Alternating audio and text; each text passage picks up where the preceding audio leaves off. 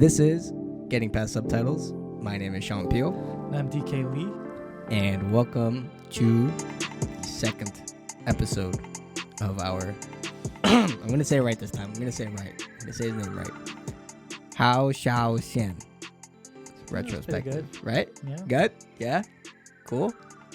It's 1 for 1 so far. I was really thinking I just call him like Triple H. Triple H. Like a wrestler. Yeah. On this week on Triple H. We could do that. Yeah. It'll make my life easier too. Well, it's funny because anytime I read like interviews or articles by him, they always parenthesize him as HHH. Oh, really? For, yeah. So I was like, I'm just gonna adopt that.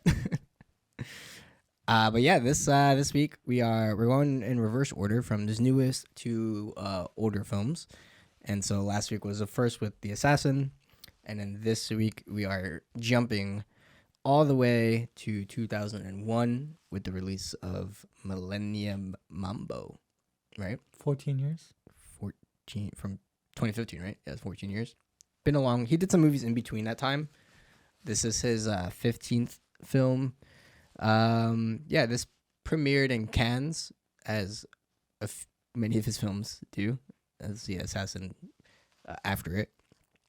And yeah, this is a pretty big departure from The Assassin in terms of. Well, The Assassin is a big departure from this, technically. Oh, my bad.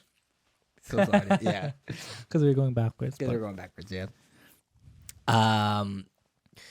But yeah, it's modern for the time, right? It depicts like the world of Taiwan that was in 2001, specifically like the sort of rave, kind of like club scene, and like everybody that was in their youth in the 20s. The movie is pretty much about this. Actually, also stars Shu Qi, who plays this character named Vicky. Yes. So we're sticking with the same person. And Vicky is basically she's like in her 20s. She's narrating her life in the present day, which is actually 2011, 10 years after the events of the movie that we're watching. And so the movie takes place in 2001. And Most of it, I think. most of it, Yeah. I think the stuff on like The Japan stuff. on Hokkaido is in the present, Yeah, in the quote unquote. present. And so she's dating this guy named Hou, who she basically like quit high school for, and then they ended up like moving in together, and it's just kind of about that relationship and how not so great it ends up being, and just kind of the traumatic sort of timeline in that area, right? Yeah. And kind of how she grows from it and wants to sort of like abandon those conditions. And yeah, I mean, she ends up going to Japan. She along the way meets another guy named Jack, who's like this gangster sort of leader who owns a bar, and then she ends up leaving Hou to stay with him, and then following him to Japan. And I guess the assumption is that she stays there. Yeah, but then I think Jack tells her to come, but then she goes there and she never meets him Gotcha. there, and so yeah, She's just officially rogue Yeah, at she's that rogue. point. But she ends up going to like Hokkaido with some previous like friends from Taiwan, Ko and Jun, who are half Japanese, half Taiwanese, and they end up going back to Hokkaido, Japan, where they're from, to kind of like take over their family business essentially. yeah. And then sort of in the present, Vicky like goes to meet them and kind of like sees their world and stuff like that. Yeah. So pretty Trying to live a normal life. trying to trying to be a normie, Yeah. trying to be a grown up. Yeah. So it's kind of if it sounds like it's a bit of everywhere, the movie is edited and like told fractally. Yeah. Right. It's not a linear story. Right. It jumps from place to place, like from time to time. Yeah. And so you kind of have to really catch that, or you can lose Easily be track lost. of it. Yeah, because they at the beginning they start with the opening scene of her like in the tunnel, and then they have that whole scene with the magic trick and her in the bar, like in the club, like having a good time. Yeah. And then it cuts to Hao house, and they're and like he's like like checking on her, right? Like he's like smelling her and like making sure like she like didn't do anything suspicious or whatever. Yeah. And then it cuts to the past, and it goes back to the moment because she starts narrating the fact that how stole the Rolex from his father, and then and like he basically got arrested by the police. Yeah. And so like we go to the past to that moment, Right. and that whole thing unfolds. Yeah. And we see that, and then we kind of go back to the middle part. Yeah. Where like, you know, it's after all of that, and how and Vicky have a really bad relationship. It's like deteriorating pretty fast, and then Jack comes in, and all that happens, and then we get a slight glimpse. Like there's that moment in the club when Ko and June are like there, and then they're like, oh yeah, like they explain the fact that like they're gonna go back to Japan, and Vicky's like, can I go visit one day, and then it goes to Japan, and then, and then we're there for a little bit, and then it goes back to like the Jack and all the problems with Hou trying to confront, you know, Doze and everything in the club, and then they get to like a fight, and then Jack has problems with some other gang or whatever, right, and then it goes to the back to it goes to the present basically, right. A little after that. So yeah, it goes everywhere, so it's a little bit hard to maybe keep track of sometimes. It definitely like you never know what time period you're in. Like everything is really relied on the narrator, which is also Vicky 10 years into the future, dictates like the story, because it's basically like the structure of it is she like tells some sort of like exposition, some sort of backstory, or like a moment that happens, and the scene that follows after she tells it is like what she kind of told, right? Like you said, she talks about the how stealing the Rolex from her dad, and then being basically like calls the police on them, and they go under an investigation. He kind of gets caught for it, and then immediately after that scene plays out in the apartment when the police search their apartment for the watch and stuff, and like that happens like pretty much throughout the movie. Like even when she first talks about how and like oh like she met him at a club, and that he was like, you know, like kept eyeing her, and then like that's how she met. Like we get to see that scene in the club, you know. So she kind of dictates what we see, and then we end up actually kind of seeing the events of that afterwards. But it's never in like a specific order. Yeah, right? It's an interesting narrative, like, you know, technique. Yeah. But yeah, definitely it can be a little confusing. But I thought that it was cool how he transitioned from like through with editing, like through like moment to moment. Like there's like one scene where he what he likes to do a lot is like he likes to pan the camera and go from like one position to another position, and have it all one shot. Yeah, but long takes. Long takes, but have like different like shots, right? Like have like a like an establishing, and that comes into like a close up, and then it goes into like a medium, and then then like like it's very like if you think about The Assassin, he does that in there too, right? Like he has that establishing shot, and then he goes into another shot, and then he finishes at the whole shot, right? The whole panning shot. So like even in 2001, I think he really was using that style of utilizing like either a pan or some kind of movement that's not like a tracking shot. He doesn't really track anything, but he does like to like pan or tilt the camera in ways that allow for different shots to make the scene more dynamic. For example, like there's one scene I think near the end when Vicky's like kind of in the background, and she's like on the phone, and then or not. I don't think she's on the phone, but she's like waiting outside. And then she like comes into the store, and we get like a extreme close up of her face. Yeah. And then we have like a shot of her like talking with with I think the shop owner or whatever, like somebody who was giving her the phone. Yeah. And the keys. I think it was probably like the hotel. Yeah, like the motel staff or something like that. Yeah. And so like that was all one shot, but it utilizes like different, shot selections like that comes through the pan, which is pretty cool. Yeah, it's like the through line. It's never like the camera's never dictating the shots. Like he places it perfectly where it needs to be to capture it. Yeah. But the actors, the scene, everything that's going on is the one that's dictating like the blocking is dictating like the shot. Like, yeah. so, right? There's like also that scene where like it's like the CCTV or whatever, and then like it pans, and then like she's in the CCTV, and then it pans as she goes into the door, and then it's in the room and stuff like that. So like that was cool. There's a lot of like dynamic shots like that make the shot that makes the scene more interesting. Mm-hmm. Whereas sometimes it's just a still shot.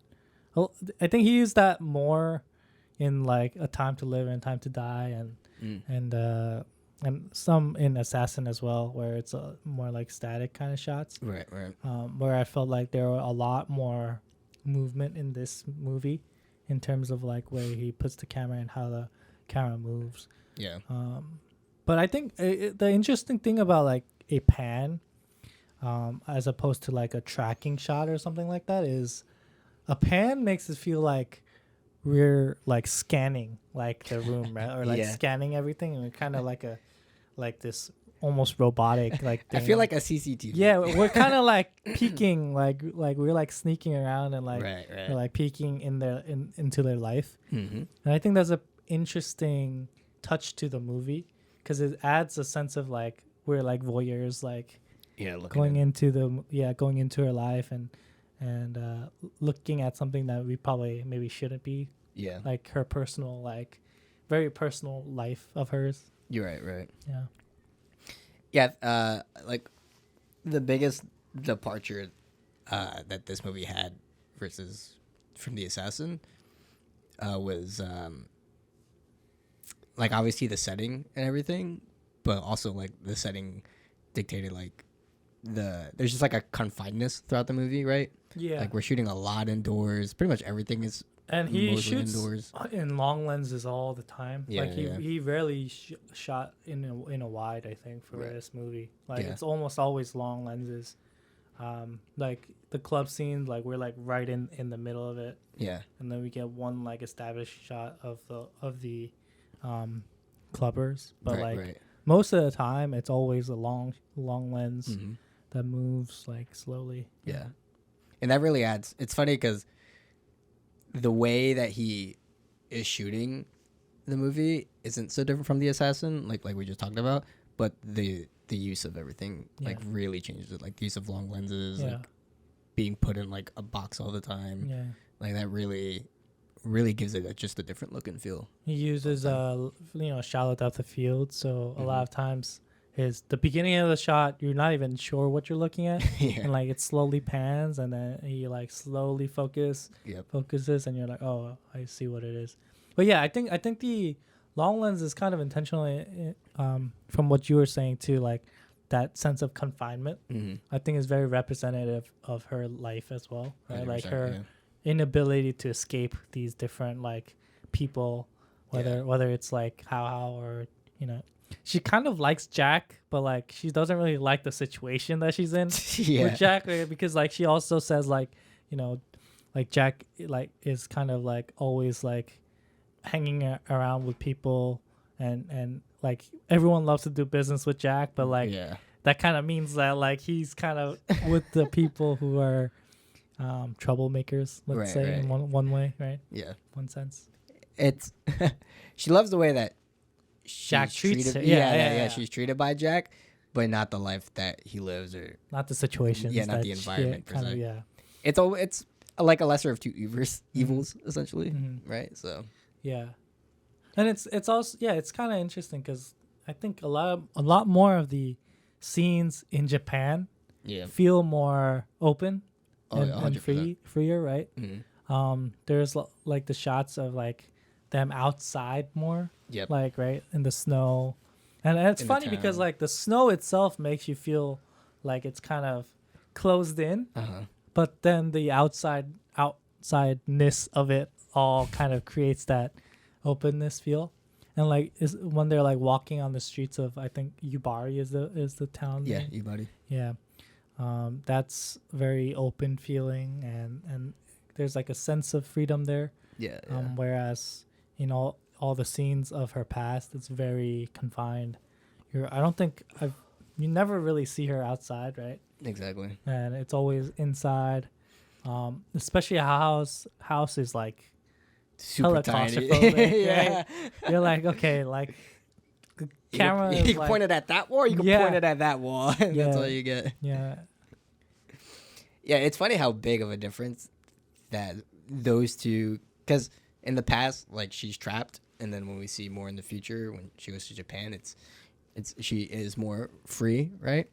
And like the main difference is we see her outside versus we're watching her inside, and just the change of like location really changes a lot. yeah, Even in the fact that, because even in those scenes, you're still shooting on long lenses. Like all of that is still relatively Yeah. tight, yeah, but just knowing that we're outside, like there's environment and stuff, yeah. changes. There are like very few moments in the past when she's outside. Right. It's like when like she's going out for a drive with Jack, Uh-huh. right? Like Oh, when yeah, she's yeah, like on the sunroof or whatever. Like that moment is like I guess she's like outside, but you barely get anything else other than that, right? Right. It's either it takes place in Hou Hsiao's apartment or it's in like a club. or like Jack's place. Which place? Yeah, But those scenes are pretty few. it's still inside, right? Yeah, it's yeah, not yeah, outside. it's still It's still inside. And even like when we see her outside of the apartment, we're still seeing it from inside, Mhm. right? Mhm. Because it's like on the little camera, and then she comes inside. So yeah. it's a world of difference. Mm. Yeah, but I think for the most part, it's. Did you? I guess my question: How did you feel if you like this one more versus the assassin more? I think I didn't like this one as much as the assassin. Okay. And maybe it's just the story itself, or just the kind of. I like the general like sentiment of the movie, but I didn't really like the movie itself. I think that there are things. I don't know how to explain it too well, but I think the things that he was experimenting with, I felt like for me, it didn't really land too well. Whereas I think that the things that he was trying in the Assassin Yeah. felt a lot more polished, one, but also like it felt a lot more right within the story. And I'm not saying that it doesn't feel right within this story, like the way that he did it, but I think that just the pacing of the movie felt like there wasn't really a good like, oh, now this is ending, or like, oh, like Yeah. or like this is what's like happening that makes it feel like what I'm trying to say is there was no concrete story structure within this movie that makes you kind of understand like the whole of like either like Vicky's character or Yeah. or whatever. Yeah. And I'm not saying that that's necessarily like a good or bad thing. I just felt for me Yeah. it was just not like my favorite Yeah. within the movie. Versus like the assassin, even though it was a very simple plot, and we talked about like a lot of like that fairy tale element to it. Yeah. It was very easy to understand. It was very Also, I liked the way that it was like told, like the way that he used the camera, the way that the the mise en scène, like the art direction, all of that, like how it came together. I really just like that about the movie. Yeah. And I'm not saying I didn't like it about this movie. I think that this movie also has a lot of good art direction and mise en scène, and the way that like even in like House like House and Yeah, yeah. all of that, like the little things in that movie that makes you really feel like, oh, this is like a dump, right? Like it's not the best place that you want to be. Like it really gives you that feeling. But I think that the Assassin does it better. Yeah. I actually agree with you, probably like through and through. I think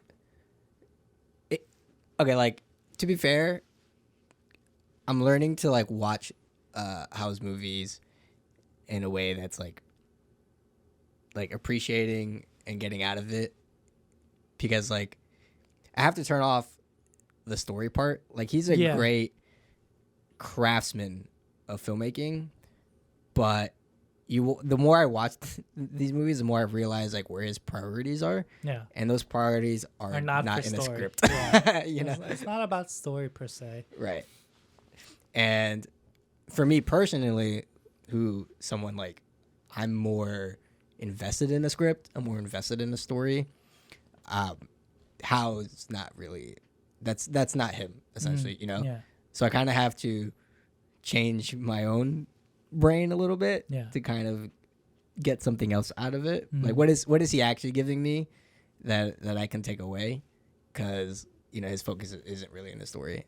And this movie, you could definitely see that. And like as I was reading and like learning about his process, it's pretty clear. Like a lot of the script that I was reading was, they were just like a paragraph or a couple sentences of like the scene, basically. Like it was like just enough to kind of like give the actors like context of what the scene is, but zero direction essentially, right? And also like there's like there's basically zero dialogue at all outside of the narration. There's no written dialogue. Like everything that they say is just like coming out of the scene or is a response of what somebody's doing, right? It's a very like emotional movie. Yeah, right? Yeah. Like I feel like, if you have a concrete narrative and you have a story that's built, it feels more like it's objective based, right? Like you're kind of like moving through and getting through like, these checkpoints almost in one sense, right? Yeah. In a logical sense.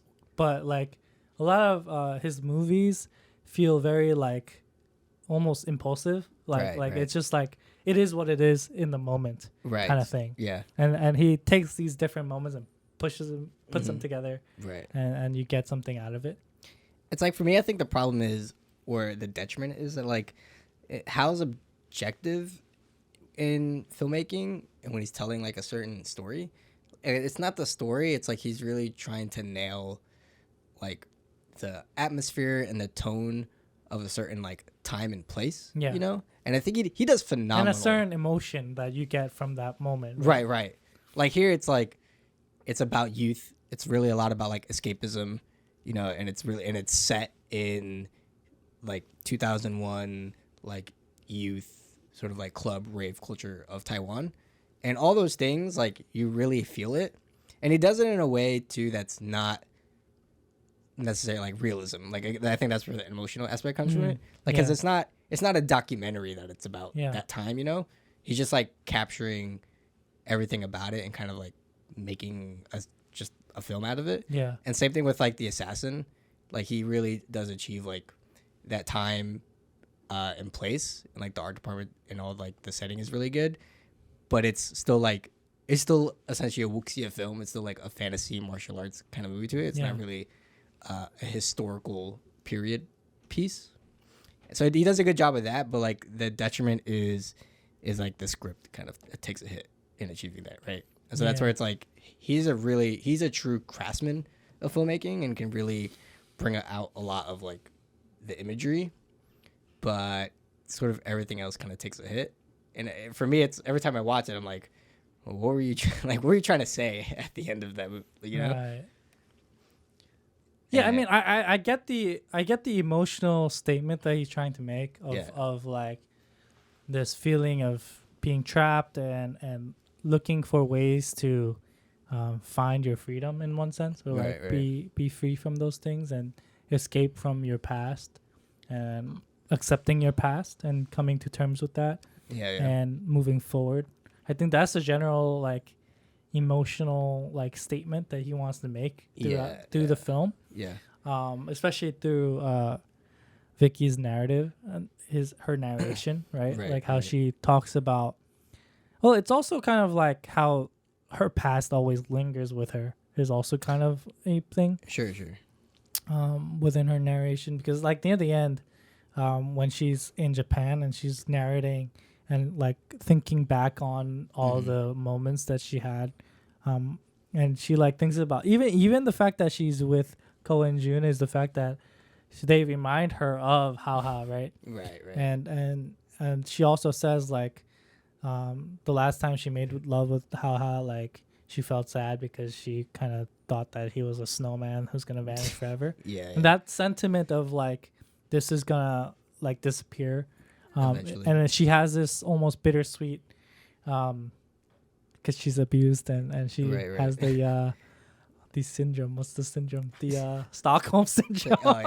She can't leave the current situation. Yeah, like that. The fact that she has that sentiment is I think the emotional like statement that he wants to kind of express through the movie. Yeah, but it's like that's more akin to the way he does it is like poetry. Yeah. Right? And it's not a story per se. Like it's not like a photorealistic like drawing. It's more like a expression, like expressionist or like impressionism like work of art where like it's like you see what it looks like, but it's not like drawn to like exact precision. Right, yeah, exactly. Right? But yeah, it's like the main things about like movies and storytelling too is it's like we say all the time, like you want to withhold information a lot of time, you know, and that keeps engagement, and that essentially creates like a plot and everything.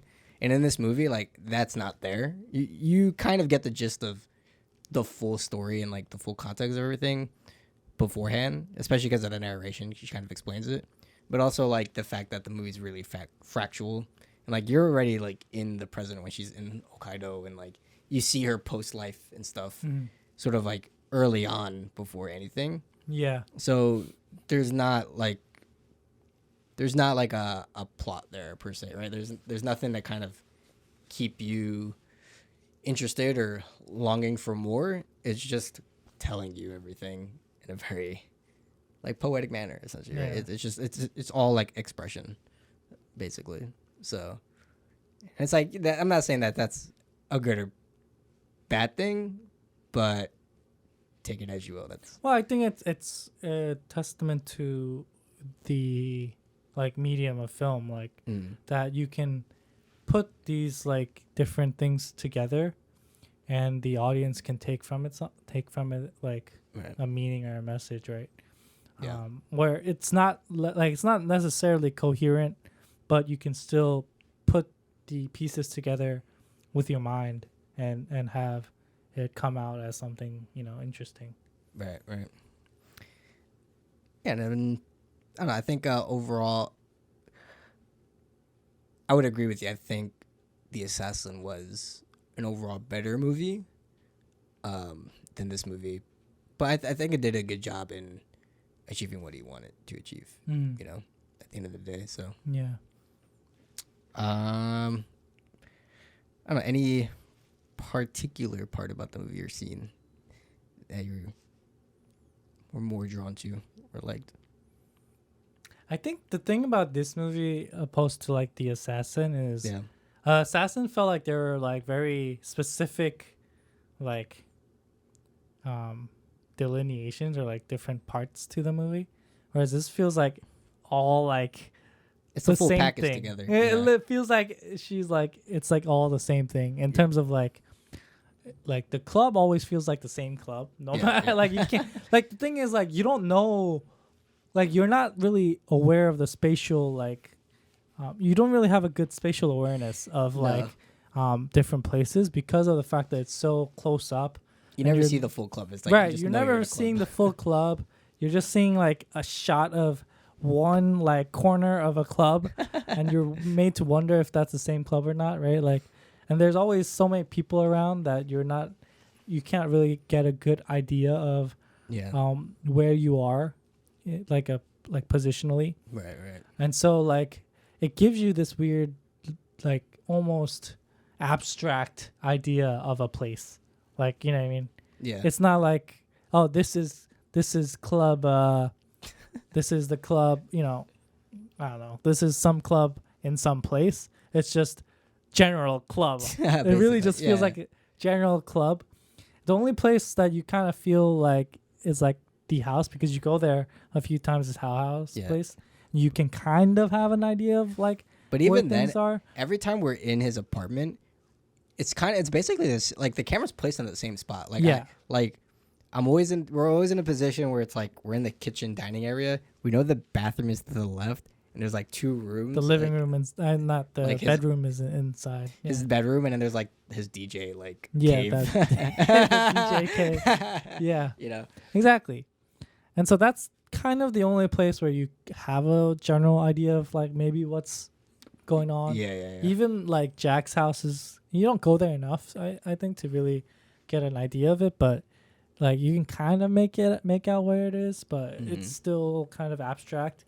So yeah, like everything feels very abstract in the movie, which also adds to that feeling of maybe like it's like almost like a dream, or like you're not really sure, or like it's of the past, right?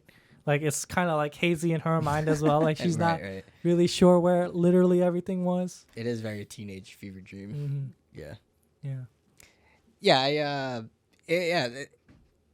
Even, I mean, all those places are like that, because even like everyone in the club, like even from the beginning scene, not the tracking shot that everybody likes, but the first club scene, like when he's doing magic and stuff, like all we see is like the table with a bunch of drinks on it, and then everybody that's around it. You never know, like you never see the actual club. You just know from like the loud music, all like the atmosphere and the lights, that you're like, oh, this is a club place, right? Yeah. And then like after that they go dancing, and it's just like bodies and blue light. Yeah, exactly. Basically, right? And it's all like that. Like even when they go back to when Vicky meets Hou, and he's like fighting with people, like it's just like that sort of long shot with them sort of in a club, and they're just kind of like fighting each other. Yeah. But you never really know where and you're not even know like how they're fighting, because like you only see body parts, right? Yeah. You can't see the full body either way. Yeah. So you're not even sure what they're fighting about, or like how the fight happened. Like the fight happens off screen, and then they kind of come into the screen, and then, and then Vicky kind of tried to stop them, and then like the other girls come in, and like it's all a mess, and you're not even sure what's happening exactly. Right. Yeah. But something's happening, and you're just like, oh. But it's very fly on the wall. Like it feels like if I was there, like I. That's kind of how you would feel, right? Like exactly, that person, like the camera. That is kind of how you would feel. You're like, what's going on? Like you never perfectly. It's very rare that you're perfectly gonna like see the entire situation of something like in full.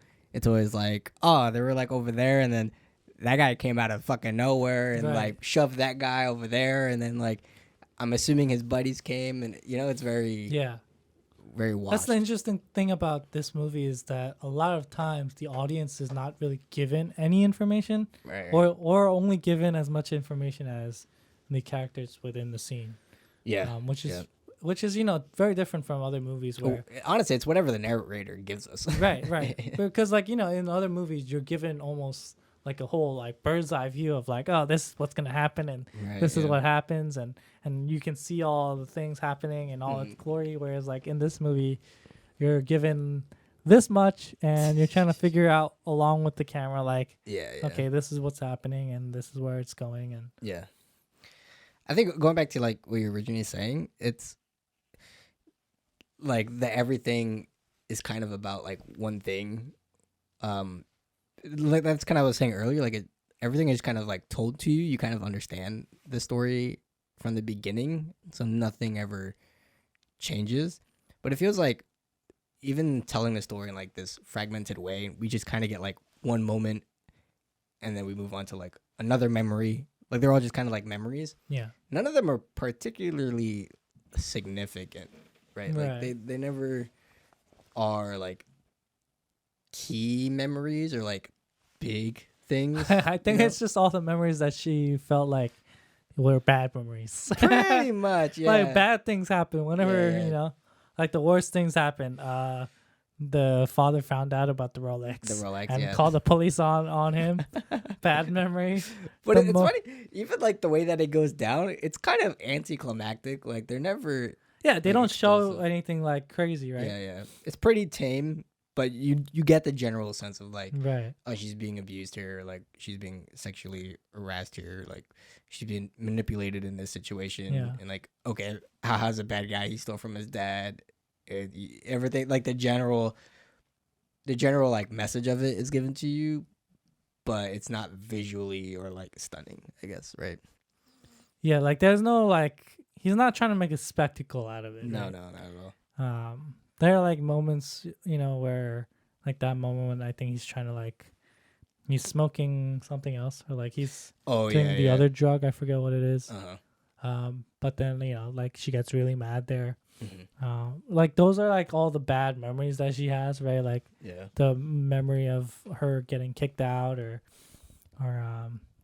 you know, in the club when she first meets him, or you know, all these different memories that are not necessarily like the best memory, like even of Jack, you know, like when he gets in trouble, or like you know when he's in trouble and she's kind of he has to flee or whatever and stuff like that, Right. and she's like drunk out of her mind. Yeah, and I guess it's really just how all those little things and all those one moments that are bad, like they add up, right, at the end of the day, you know, and they all contribute to the one thing that was her life with him, and that just encapsulated like the abusive nature of that relationship, and what we're watching are just all those minute interactions kind of all at once, right? Yeah. And then like, you know, eventually she meets Jack, and then goes to Japan and gets left, and then moves on from there, right? Yeah. So I don't know. Even for me, it took me a second to realize that she left to Jack's place afterward. I was like, oh, did she go back home? Oh no, she didn't go back home. Yeah, the narrator. I think this is like a good example of like using narration, like in an interesting way. Is like you're seeing something, but then the narration is telling you something else. I think like when that happens, it's like it's like a pretty interesting way of using narration, where it's like the narration isn't just repeating what we're seeing, it's giving context in a different way to the images that we're seeing. Right. You know, like for example, like you know, she's talking about how is it, well, like she's talking about the moment when she's like getting searched by Hou. Yeah. But then she's like talking about like how she feels about like what's going on, and like she's like adding context to that moment, whereas like it could have just been like, yeah, so you know, Hou does this to me or like that to me and whatever. Yeah. It's the only sense of like the internalization from her. Yeah. So that she's giving her the emotional context of all the scenes. And then when we watch it, it's just like the action playing out, you know, and then we get the sense of like what she was thinking or how she felt in that situation, right? Afterwards, which I think is a really good tool, right? It's like it gives us what we were lacking from the assassin, right? Like I don't know what the hell. right. Shuki, what are you thinking? Yeah, there's nothing there. Empty Shuki versus like emotional Shuki. Yeah, I think I don't know. Overall, an okay movie. I think this was the first. This is like the first movie that he did that took place in the modern times, and he followed it up with a few other movies that did the same. Before eventually doing like the assassin and stuff. So, I was gonna say like before you mentioned like it's the ideas of him experimenting and then trying out some new things. Like the assassin in this movie kind of share that because I think it's his first time departing from a certain film that he was doing at the time. Like before this, he was doing a lot of dated movies, like A Time to Live and A Time to Die. A lot of that's about his time growing up in sort of like older movies. Yeah. And then these are just departures in sort of that lane. Yeah. I like the fact that he always tries to do something different. Mm-hmm. Like even from Time to Live and Time to Die to Millennium Mambo, you can see the difference there, right? Oh yeah. And then from Millennium Mambo to The Assassin, and I know that he did other stuff in between, but just the fact that like there's such a big departure, and he's not afraid to experiment, and he's not afraid to try different things and push the envelope of like his own understanding of film. Yeah. And I think that's like very, cool to see and commendable, and something that's not like the easiest thing to do, because sometimes you're scared that the things that you're experimenting with might not fly with some people, or like, if you're trying to please like the audience, then you start like becoming more conservative in the way that you approach filmmaking, and you try to stick to what you always know and what's like the most obvious choice, right? Right. Whereas I think, if you have that mindset of I want to push the envelope, I want to try something new, and I don't really care what other people think. Like I think you get movies like Millennium Mambo and The Assassin. Yeah, I think he approaches things that when he does something different, he still does something different that interests him and challenges him a little bit. Yeah. But it's funny how much of a difference and how much similar things are the same, because I think his process to making movies is always the same. He always works with the same people. He works with Mark Lee Ping, I think, as a cinematographer, and even the writer, the scriptwriter that he works with, does a lot of his scripts. So he always keeps the same team with him, and the way that he like shoots a scene and like sort of like tackles like his philosophy of filmmaking is always the same, but he challenges himself in like what he wants to tell and time and place and sort of like the people that he works with and such like that. So he kind of like stays within his lane, but he has a good objective and like broadening it in that sense. So which influences like what he makes at the end of the day, right? Like here, close-ups were never a thing for him. He's very place, and like we kind of see a lot of things, and here we were always like tight throughout the movie, so which is a departure in that sense.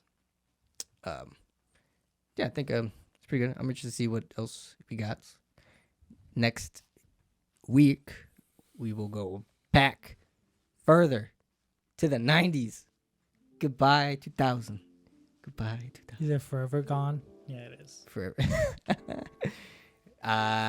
We're doing Goodbye South, Goodbye from 1996. Hold on a second.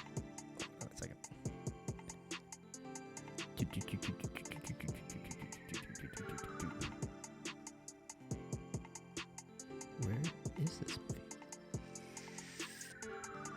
Oh, that's the wrong one.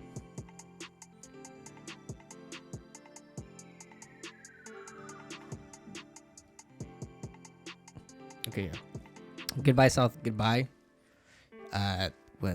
so you did Flowers of Shanghai before Millennium Mambo, and then you did Goodbye South, Goodbye before Flowers of Shanghai. So that would put him at 14th, his 13th film. So cool. Yeah, should be interesting. This was one that you wanted to do, right? Millennium Mambo was my pick. I don't remember which one. We just picked movies. Yeah. So hopefully we can find this one and watch it. I heard it's a good one. I heard Flowers of Shanghai wasn't so bad either. Maybe I'll watch that one on my free time.